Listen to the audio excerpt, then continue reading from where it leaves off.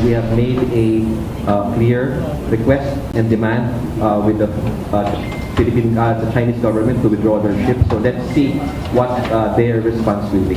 We'll take it from there. Nananawagan ng Philippine Coast Guard sa China na alisin na nito ang Chinese Coast Guard Vessel 5901 o ang tinaguriang monster ship sa karagatang sakop ng Pilipinas.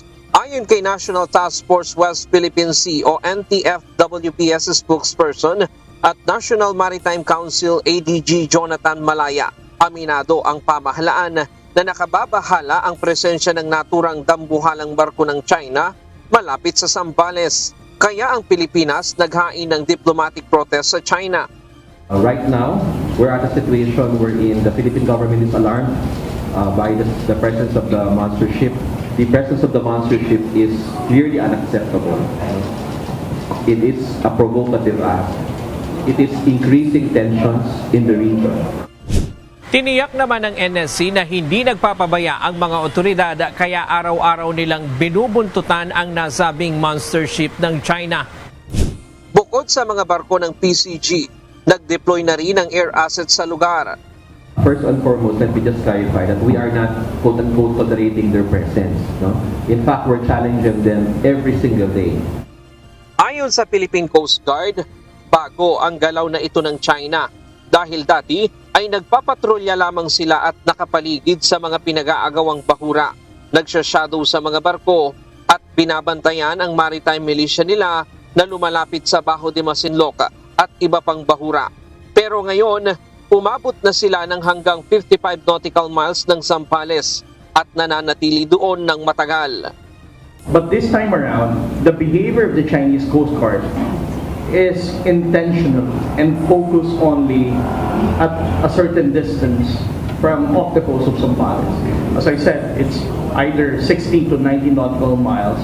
And based on our initial assessment, although this may not be the definitive answer for such behavior, but if you're going to overlap the 9-dash line and the area of the concentrated operation of 5901, you can see that the area that they are operating is actually focused on the 4th dash of the 9, now 10-dash line. Dalawang barko na rin ng PCG ang idineploy malapit sa monster ship upang buntutan ito.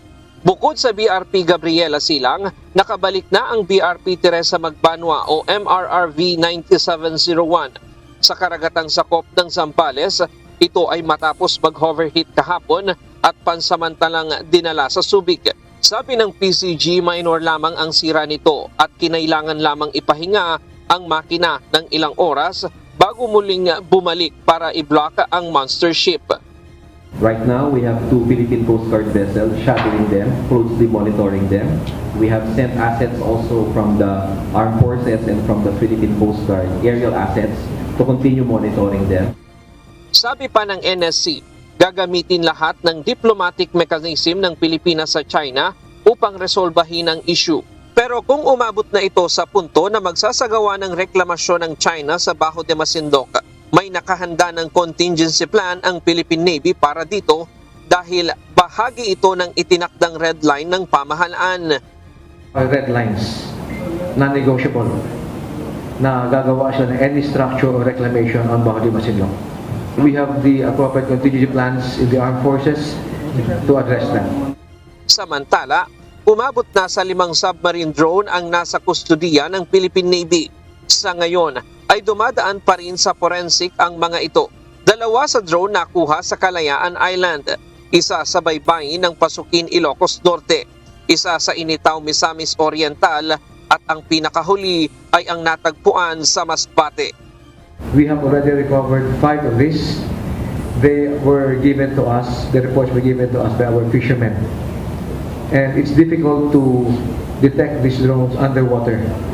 But when they're on the surface, they become visible.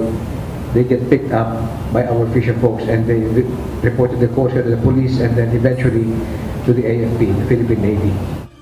Ryan Lacanlale, UNTV News and Rescue. Diyos ang aming sandigan, serbisyo publiko ang aming pinahahalagahan.